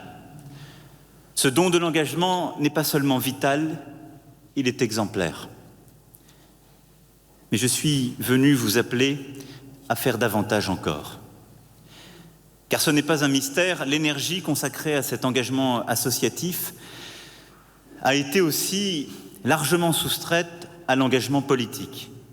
Or, je crois que la politique, si décevante qu'elle ait pu être aux yeux de certains, si desséchante parfois aux yeux d'autres, a besoin de l'énergie des engagés, de votre énergie. Elle a besoin de l'énergie de ceux qui donnent du sens à l'action et qui placent en son cœur une forme d'espérance. Plus que jamais, l'action politique a besoin de ce que la philosophe Simone Veil appelait l'effectivité, c'est-à-dire cette capacité à faire exister dans le réel les principes fondamentaux qui structurent la vie morale, intellectuelle et dans le cas des croyances spirituelles. C'est ce qu'ont apporté à la politique française les grandes figures que furent le général de Gaulle, Georges Bidault, Robert Schuman, Jacques Delors, ou encore les grandes consciences françaises qui ont éclairé l'action politique comme Clavel, Mauriac, Lubac ou Marou. Et ce n'est pas une pratique théocratique ni une conception religieuse du pouvoir qui s'est fait jour, mais une exigence chrétienne importée dans le champ laïque de la politique. Cette place, aujourd'hui, est à prendre.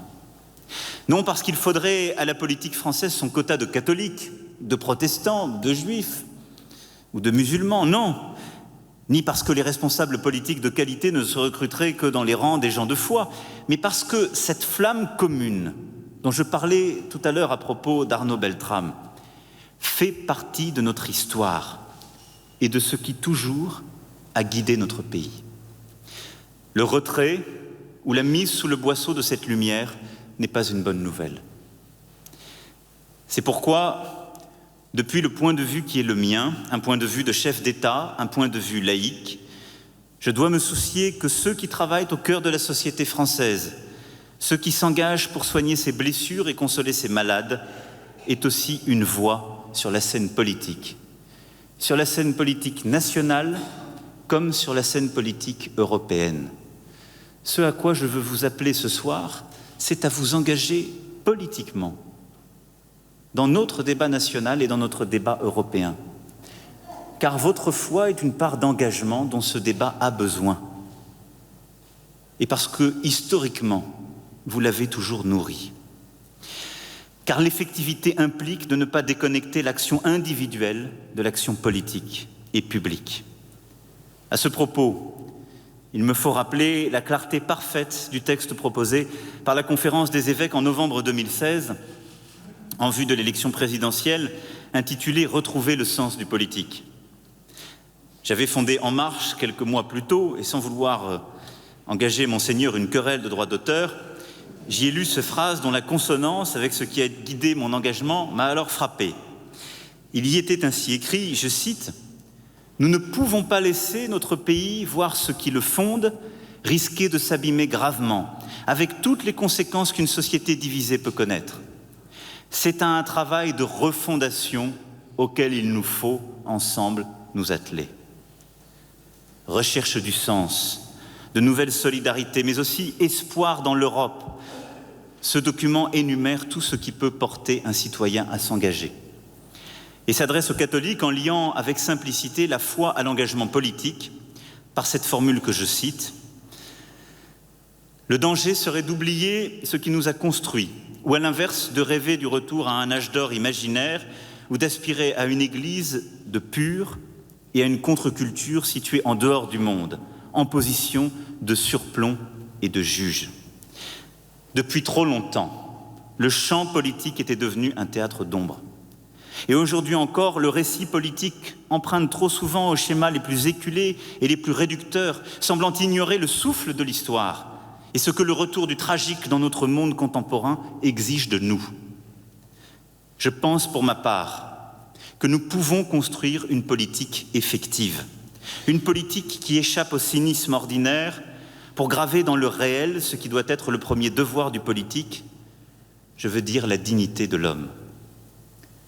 Je crois en un engagement politique qui serve cette dignité, qui la reconstruise où elle a été bafouée, qui la préserve où elle est menacée, qui en fasse le trésor véritable de chaque citoyen. Je crois dans cet engagement politique qui permet de restaurer la première des dignités, celle de pouvoir vivre de son travail. Je crois dans cet engagement politique qui permet de redresser la dignité la plus fondamentale, la dignité des plus fragiles, celle qui, justement, ne se résout à aucune fatalité sociale. Et vous en avez été des exemples magnifiques, tous les 6, à l'instant. Et qui considère que faire œuvre politique et d'engagement politique, c'est aussi changer les pratiques là où on est de la société et son regard.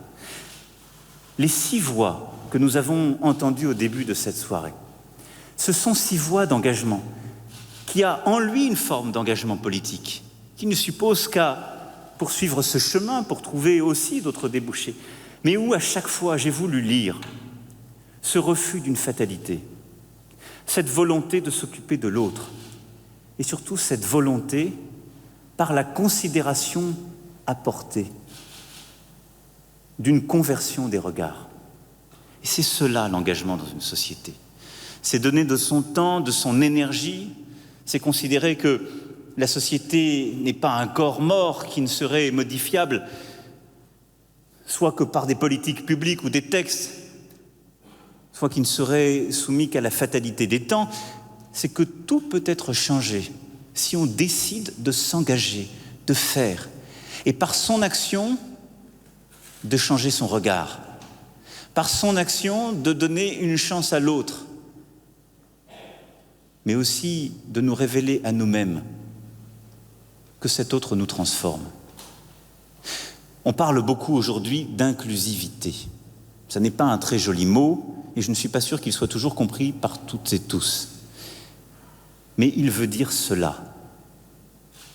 Ce que nous tentons de faire sur l'autisme, sur le handicap, ce que je veux que nous poursuivions pour restaurer la dignité de nos prisonniers, ce que je veux que nous poursuivions pour la dignité des plus fragiles dans nos sociétés, c'est de simplement considérer qu'il y a toujours un autre, à un moment donné de sa vie, pour des raisons auxquelles il peut quelque chose, auxquelles il ne peut rien, que cet autre a avant tout quelque chose à apporter à la société.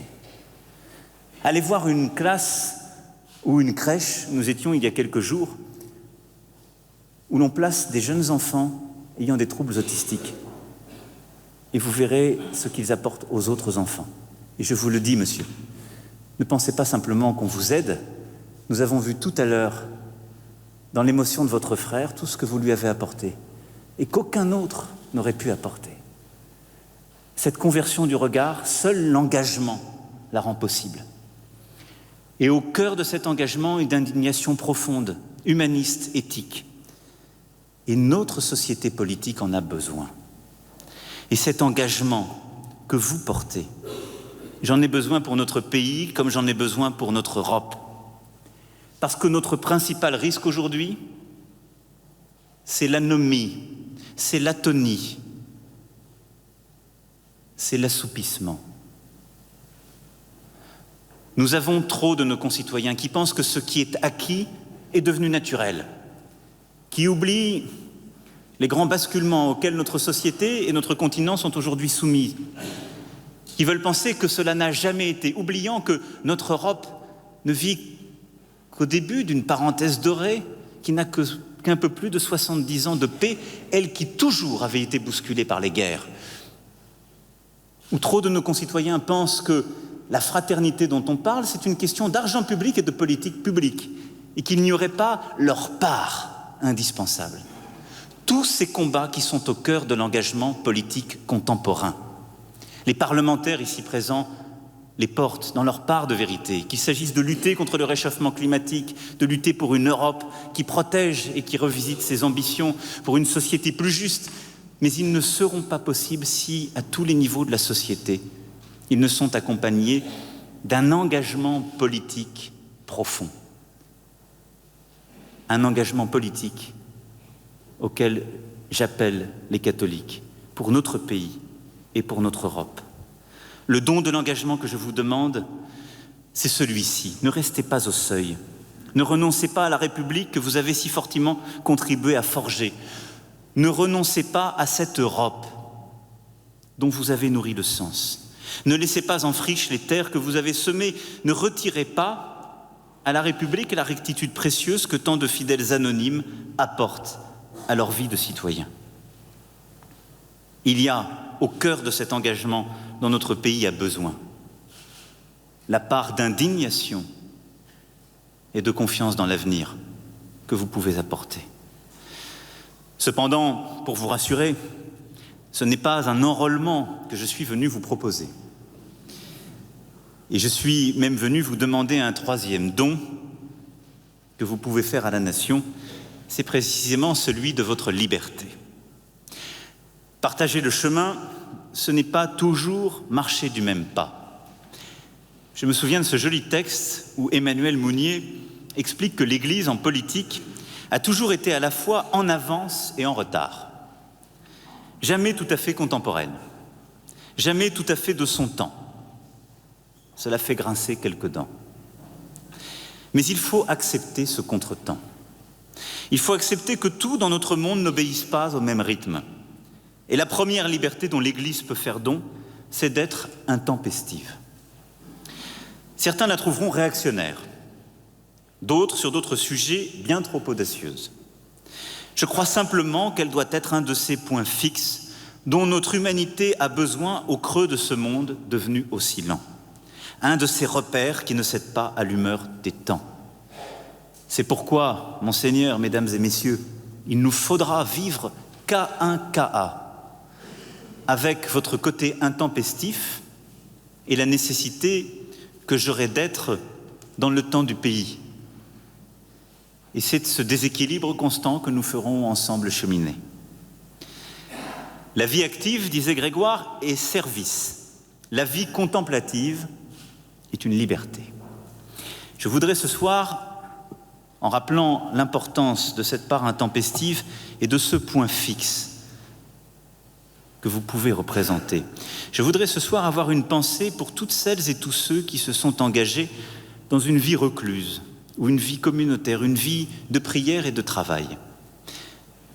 Même si elle semble pour certains à contretemps, ce type de vie est aussi l'exercice d'une liberté. Elle démontre que le temps de l'Église n'est pas celui du monde et certainement pas celui de la politique telle qu'elle va. Et c'est très bien ainsi. Ce que j'attends que l'Église nous offre, c'est aussi sa liberté de parole. Nous avons parlé des alertes lancées par les associations ou par l'épiscopat. Je songe aussi aux monitions du pape, qui trouve dans une adhésion constante au réel de quoi rappeler les exigences de la condition humaine. Cette liberté de parole, dans une époque où les droits font florès, présente souvent la particularité de rappeler les devoirs de l'homme, envers soi-même, son prochain, ou envers notre planète.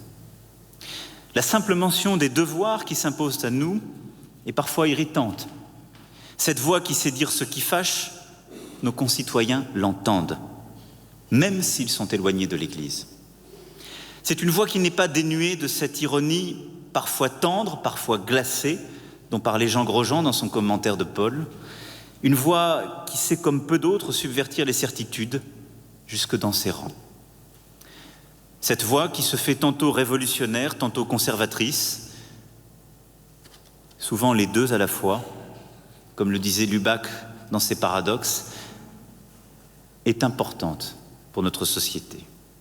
Il faut être très libre pour oser être paradoxal, et il faut être paradoxal pour être vraiment libre. C'est ce que nous rappellent les meilleurs écrivains catholiques, de Maurice Clavel à Alexis Génie, de Georges Bernanos à Sylvie Germain, de Paul Claudel à François Sureau, de François Mauriac à Florence Delay, de Julien Green à Christiane Rancé. Dans cette liberté de parole, de regard qui est le leur, nous trouvons une part de ce qui peut éclairer notre société. Et dans cette liberté de parole, je range la volonté de l'Église d'initier, d'entretenir et de renforcer le libre dialogue avec l'islam dont le monde a tant besoin et que vous avez évoqué. Car il n'est pas de compréhension de l'islam qui ne passe par des clercs, comme il n'est pas de dialogue interreligieux sans les religions. Ces lieux en sont le témoin. Le pluralisme religieux est une donnée fondamentale de notre temps. Monseigneur Lustiger en avait une intuition forte lorsqu'il a voulu faire revivre le Collège des Bernardins pour accueillir tous les dialogues. L'histoire lui a donné raison. Il n'y a pas plus urgent aujourd'hui qu'accroître la connaissance mutuelle des peuples, des cultures, des religions. Il n'y a d'autre moyen pour cela que la rencontre, par la voix, mais aussi par les livres, par le travail partagé. Toute chose dont Benoît XVI avait raconté l'enracinement dans la pensée cistercienne lors de son passage ici, en 2008. Ce partage s'exerce en pleine liberté, chacun dans ses termes et ses références. Il est le socle indispensable du travail que l'État, de son côté, doit mener pour penser toujours à nouveau frais la place des religions dans la société et la relation entre religion, société et puissance publique. Et pour cela, je compte beaucoup sur vous, sur vous tous, pour nourrir ce dialogue et l'enraciner dans notre histoire commune, qui a ses particularités, mais dont la particularité est d'avoir justement toujours attaché à la nation française cette capacité à penser les universels. Ce partage, ce travail, nous le menons résolument, après tant d'années d'hésitation ou de renoncement. Et les mois à venir seront décisifs à cet égard. Ce partage que vous entretenez est d'autant plus important que les chrétiens payent de leur vie leur attachement au pluralisme religieux. Je pense aux chrétiens d'Orient. Le politique partage avec l'Église la responsabilité de ces persécutés. Car non seulement nous avons hérité historiquement du devoir de les protéger, mais nous savons que partout où ils sont l'emblème de la tolérance religieuse. Je tiens ici à saluer le travail admirable accompli par des mouvements comme l'Œuvre d'Orient, Caritas France et la communauté Sant'Egidio pour permettre l'accueil sur le territoire national des familles réfugiées, pour venir en aide sur place avec le soutien de l'État. Comme je l'ai dit lors de l'inauguration de l'exposition Chrétiens d'Orient à l'Institut du monde arabe, le 25 septembre dernier, l'avenir de cette partie du monde ne se fera pas sans la participation de toutes les minorités, de toutes les religions, et en particulier les chrétiens d'Orient. Les sacrifier, comme le voudraient certains, les oublier, c'est être sûr qu'aucune stabilité, aucun projet ne se construira dans la durée dans cette région. Il est enfin une dernière liberté dont l'Église doit nous faire don. C'est de la liberté spirituelle. Car nous ne sommes pas faits pour un monde qui ne serait traversé que de buts matérialistes. Nos contemporains ont besoin, qu'ils croient ou ne croient pas, d'entendre parler d'une autre perspective sur l'homme que la perspective matérielle. Ils ont besoin d'étancher une autre soif, qui est une soif d'absolu. Il ne s'agit pas ici de conversion, mais d'une voix qui, avec d'autres, ose encore parler de l'homme comme d'un vivant doté d'esprit, qui ose parler d'autre chose que du temporel, mais sans abdiquer la raison ni le réel, qui ose aller dans l'intensité d'une espérance et qui parfois nous fait toucher du doigt ce mystère de l'humanité qu'on appelle la sainteté, dont le pape François dit dans l'exhortation parue ce jour quel est le plus beau visage de l'Église. Cette liberté, c'est celle d'être vous-même, sans chercher à complaire ni à séduire, mais en accomplissant votre œuvre dans la plénitude de son sens, dans la règle qui lui est propre et qui depuis toujours nous vaut des pensées fortes, une théologie humaine, une Église qui sait guider les plus fervents comme les non-baptisés, les établis comme les exclus. Je ne demanderai à aucun de nos concitoyens de ne pas croire ou de croire modérément. Je ne sais pas ce que cela veut dire. Je souhaite que chacun de nos concitoyens puisse croire à une religion, une philosophie qui sera la sienne, une forme de transcendance ou pas. Qu'il puisse le faire librement, mais que chacune de ces religions, de ces philosophies puisse lui apporter ce besoin au plus profond de lui-même d'absolu. Mon rôle est de m'assurer qu'il ait la liberté absolue de croire comme de ne pas croire. Mais je lui demanderai, de la même façon et toujours, de respecter absolument et sans compromis aucun toutes les lois de la République. C'est cela, la laïcité, ni plus ni moins. Une règle d'airain pour notre vie ensemble, qui ne souffre aucun compromis. Une liberté de conscience absolue, et cette liberté spirituelle que je viens d'évoquer. Une Église triomphant parmi les hommes ne devrait-elle pas s'inquiéter d'avoir déjà tout compromis de son élection en ayant passé un compromis avec le monde? Cette interrogation n'est pas mienne, ce sont les mots de Jean-Luc Marion qui devraient servir de baume à l'Église et aux catholiques aux heures de doute sur la place des catholiques en France, sur l'audience de l'Église sur la considération qui leur est accordée. L'Église n'est pas tout à fait du monde et n'a pas à l'être. Nous qui sommes aux prises avec le temporel le savons et ne devons pas essayer de l'y entraîner intégralement, pas plus que nous ne devons le faire avec aucune autre religion. Ce n'est ni notre rôle, ni leur place. Mais cela n'exclut pas la confiance et cela n'exclut pas le dialogue. Surtout, cela n'exclut pas la reconnaissance mutuelle de nos forces et de nos faiblesses, de nos imperfections institutionnelles et humaines. Car nous vivons une époque où l'alliance des bonnes volontés est trop précieuse pour tolérer qu'elles perdent leur temps à se juger entre elles. Nous devons une bonne fois pour toutes admettre l'inconfort d'un dialogue qui repose sur la disparité de nos natures, mais aussi admettre la nécessité de ce dialogue, car nous visons chacun dans notre ordre à des fins communes, qui sont la dignité et le sens. Certes, les institutions politiques n'ont pas les promesses de l'éternité, mais l'Église elle-même ne peut risquer avant le temps de faucher à la fois le bon grain et l'ivraie. Et dans cet entre-deux où nous sommes, où nous avons reçu la charge de l'héritage de l'homme et du monde, oui, si nous savons juger les choses avec exactitude, nous pourrons accomplir des grandes choses ensemble. C'est peut-être assigner là à l'Église de France une responsabilité exorbitante, mais elle est à la mesure de notre histoire. Et notre rencontre ce soir atteste, je crois, que vous y êtes prêts. Monseigneur, Mesdames et Messieurs, sachez en tout cas que j'y suis prêt aussi. Je vous remercie.